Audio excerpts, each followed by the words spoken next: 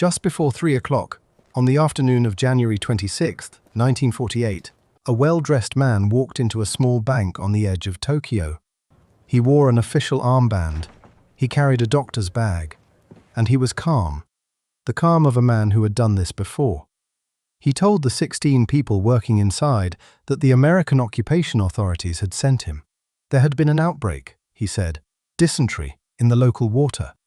Everyone would have to take the medicine at once before it spread. So they trusted him, and they drank. Within minutes, the first of them sank to the floor.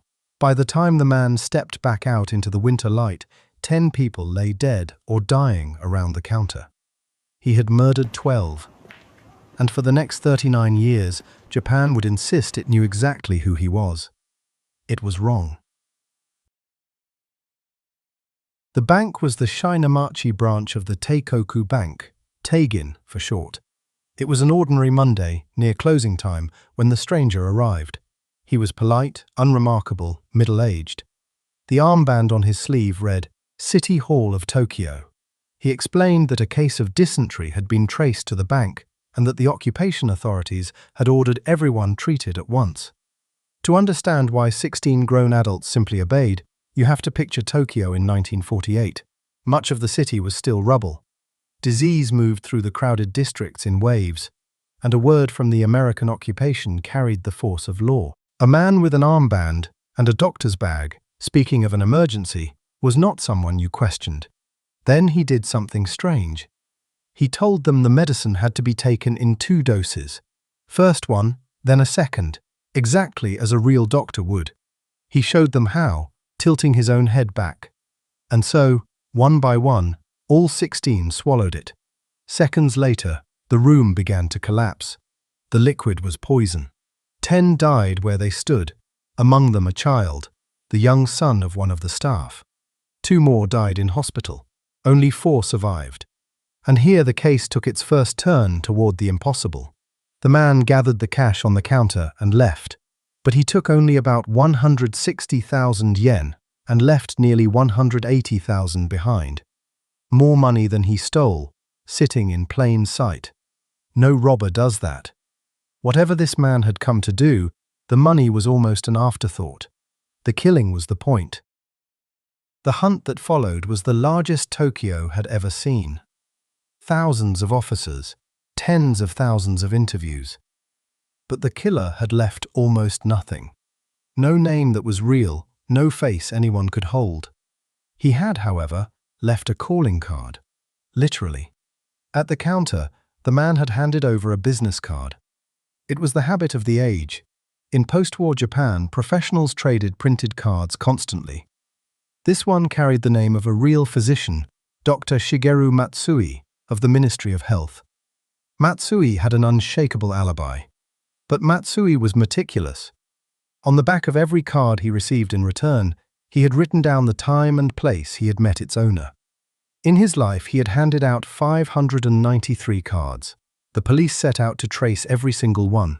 It was slow, grinding work, carried out across a ruined country on foot, card by card.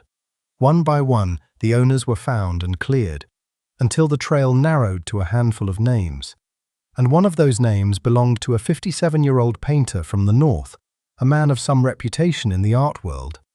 His name was Sadamichi Hirasawa. On paper, Hirasawa looked like their man. When Detective Tamego Igi traveled north to find him, Hirasawa admitted he had once received Dr. Matsui's card, but said he had lost it, with his wallet, to a pickpocket. He could not produce it. Then the detective searched his home and found a large sum of cash, close to the amount taken from the bank. Money Hirasawa flatly refused to explain. There was more. The painter had a history. He had passed fraudulent checks under false names. 2 of the survivors looked at him and said, "Yes, that could be the man." And when Igi tried to photograph him, Hirasawa, at the last second, dropped his chin and turned away, as if he did not want his face remembered. On the 21st of August, 1948, Sadamichi Hirasawa was arrested. After 3 weeks of interrogation, he confessed. To the public, the case was closed. The monster had a name, a face, and a signed admission of guilt, Japan could finally breathe. Except almost none of it was true. The confession was the first thing to fall apart. Hirasawa took it back almost as soon as he had given it, and said it had been beaten out of him over those 3 weeks. His lawyers argued he was not even a reliable witness against himself, that he suffered from a memory disorder that left him confused and suggestible. Then the witnesses began to crumble. Of everyone who had seen the poisoner up close, only 2 would point to Hirasawa.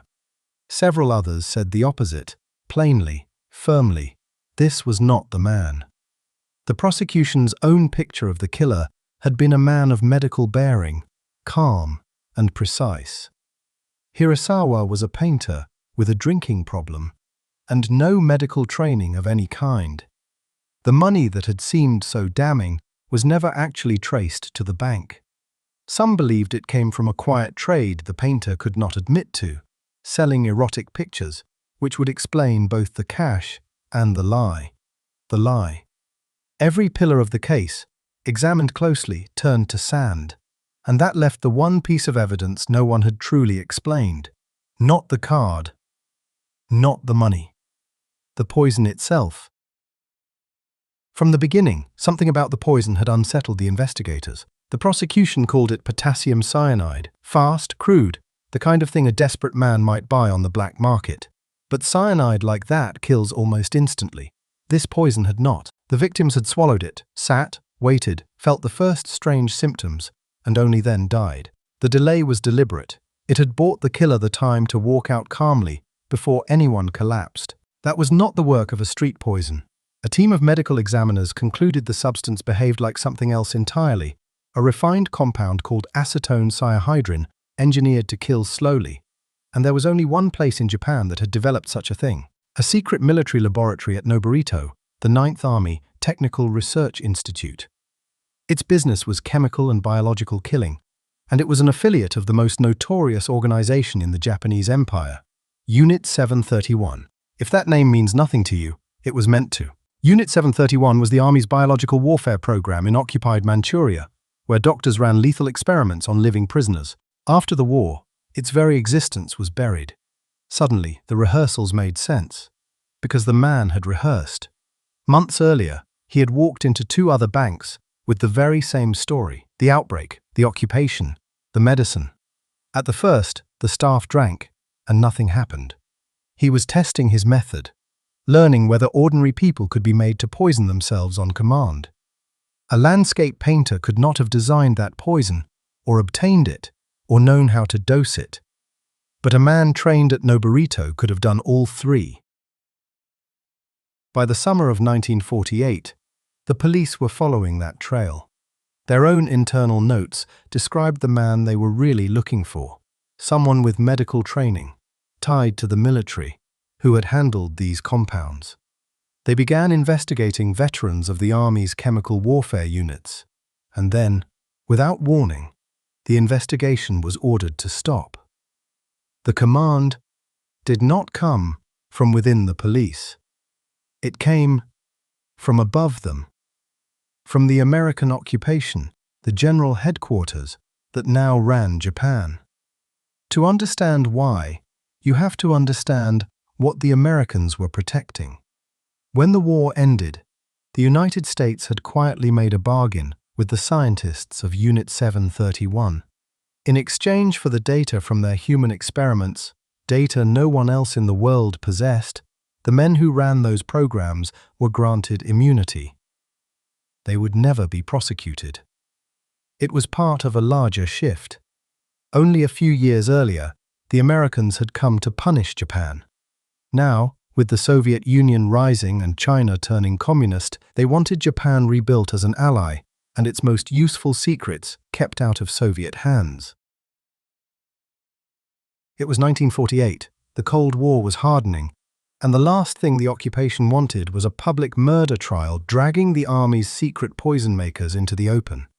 A trail that led into Noborito led straight back to that bargain. So the trail was closed, and a painter was left holding it. Sadamichi Hirasawa was convicted, largely on a confession he had taken back, and sentenced to death. But then something extraordinary happened. Something that says everything. He was never executed. In Japan, a hanging requires a justice minister's signature. For 32 years, minister after minister looked at the Teigin file and refused to sign. One after another. The men whose job it was to carry out the sentence quietly declined because they did not believe the condemned man was guilty. Sadamichi Hirasawa grew old on death row. He died there in 1987 of pneumonia, 95 years old. A man sentenced to die, whom no one in power would kill. To this day, the Teigin case is officially unsolved. The researchers who have spent their lives on it point to small, damning details, like the survivors who remembered that the killer's boots were clean, without a trace of the winter mud outside, as though he had been driven to the door in a military vehicle. The truth was there, in the bodies of 12 people, from the very first afternoon. The poison told the story. It pointed, precisely, at the one place the country had agreed never to look. Japan had its answer. It simply chose a quieter one. A painter who could be blamed, instead of a secret that could not be spoken. If you want more of the truths that were buried, and the people who paid for them, stay with us. This has been Nightfall History.